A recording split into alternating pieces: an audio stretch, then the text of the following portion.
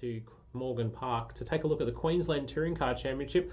Probably one of the best kept secrets in Australian motorsport at the moment. Some pretty stellar looking cars, some cool sounding machinery. If you like Holden V8, you'll be wrapped. You'll be wrapped with this one. So what we've got for you now is a raw race from up at Morgan Park. Settle in and enjoy. 8 laps the journey, race 2 is green. Great start from Steve Hay. He'll lead to the first corner cleanly on the inside. Look at Bailey Hall trying to follow through, but he's blocked by Brett Kennedy there as they hit turn 1. The run to turn 2, Hall again on the inside, but Kennedy has the line and he'll lead the battle for second, which was on during race 1 for Young and Old, between the 2017 champion and the youngster who's up and coming, doing great things in A2. Pierce Hurricks follows him through. Then Matty Hark as they head down to turn 4 for the first time. And Hall's wide. Have a look at that. Up on the inside there goes Hurricks.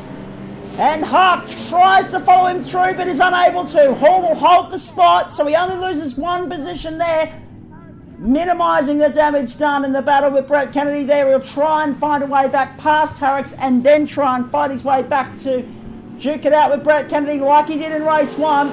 As this race progresses, Rob Droder, Michael Woodcroft follow them through, then Stuart Walker, and then Mitch Wall, the youngster, in his first round in the QTCC, and the BMW behind him.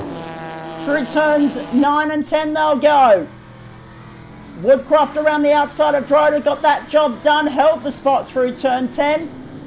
Now they'll flick it right and left and come back onto the main straight. Walker tucks in behind Droder at the moment. And then the two BMWs with Wooler and Jurgulite back across the start-finish line. 1 lap down, 7 to go. Massive field here at Morgan Park this weekend. The 33 of them managed to successfully scramble their way through turns 1, 2 and 3 cleanly on the opening lap, and the full field remains on track. There's Gary Lane going around the outside of Gary Enger now as they head into turn 2 for the second time. A little bit of dust being kicked up. Someone a little bit ambitious on the inside there as they head through turns 1, 2 and 3 again. There is Jurgulite down on the inside of Waller, but Waller's up to the challenge, sweeps around the outside and holds the position at the moment. Swagger, Commodores and Tirana's ahead of them.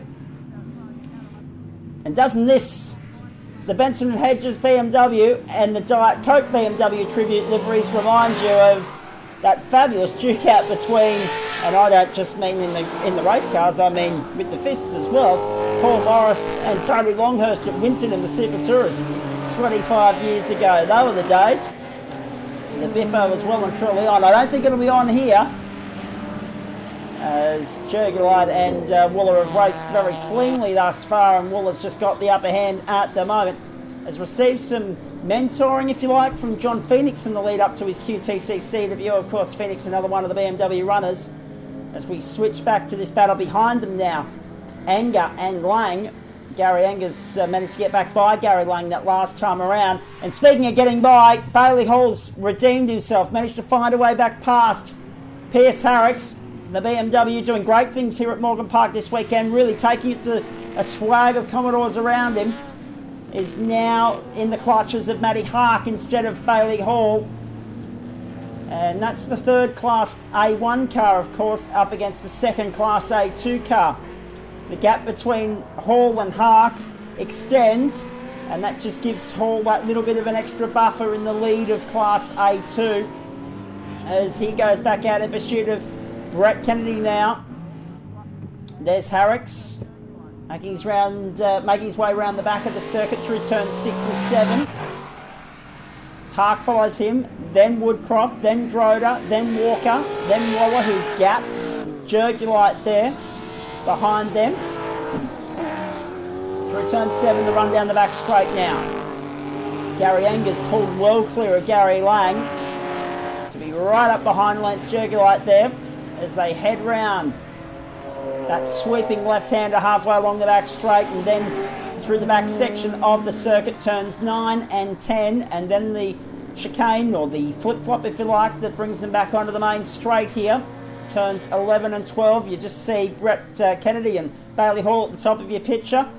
Well clear of Harricks, Hark. Then you go back, you can see there on your screen Woodcroft, Droder, Walker, Waller, Anger, Jurgulite. So Gary Anger's now got by Lance Jurgelite, that's important to note. And look at Droder under all sorts of pressure there from Stuart Walker as they head through turn 2 and 3. Under the bridge, down the hill to turn 4.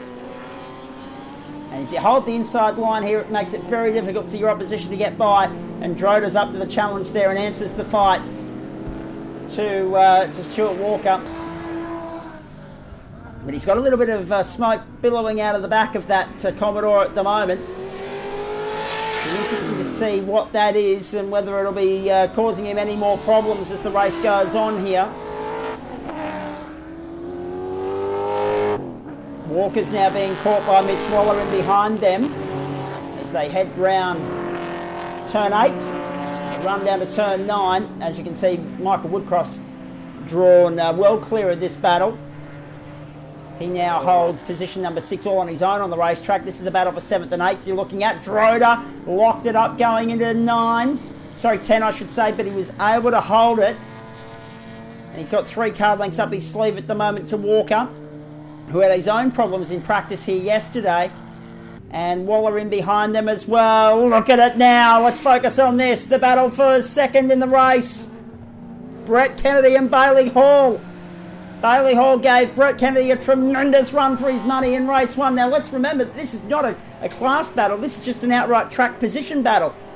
Engaging or unfolding between these two, and Hall engaging Kennedy in an almighty fight in race 1 earlier in the day. Kennedy was up to the fight then despite having the lower grid position. It was Hall starting off P2 for race 1, but Kennedy managed to find his way by, and by virtue of that then held. Oh, he was sideways in a big moment coming out of turn number 6, and now into turn 7. Hall draws up on the inside. Now the drag race down the back straight.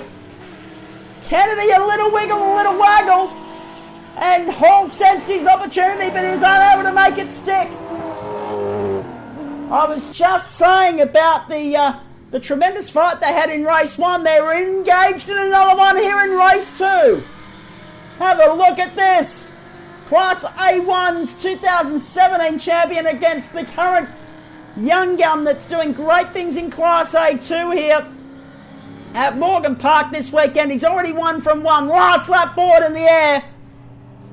As Kennedy draws clear, he's got 3 car lengths on young Hall now. And that may just be enough.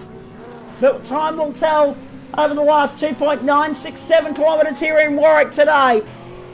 The category's first visit to Morgan Park. Hall's had plenty of experience here before in other cars, and that served him well for his QTCC outing here this weekend, as the category appears on the AMRS bill for the first time at this venue for the first time as well.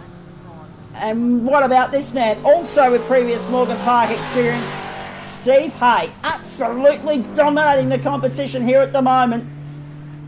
Drawn clear in race 1 to a massive, comfortable victory. Has done the same in race 2. He's in the last corners now, and he's going to get the job done nicely. Steve Hay, 2 from 2, and that'll make it 4 wins for the season thus far, and we're only 6 races into the championship. Steve Hay wins 2 from 2 on Super Saturday at Morgan Park. Great performance from him. Let's have a look and see if Bailey Hall can get Brett Kennedy. The answer to that question is no. It's Kennedy holding on with Hall following through, and that rounds out the podium.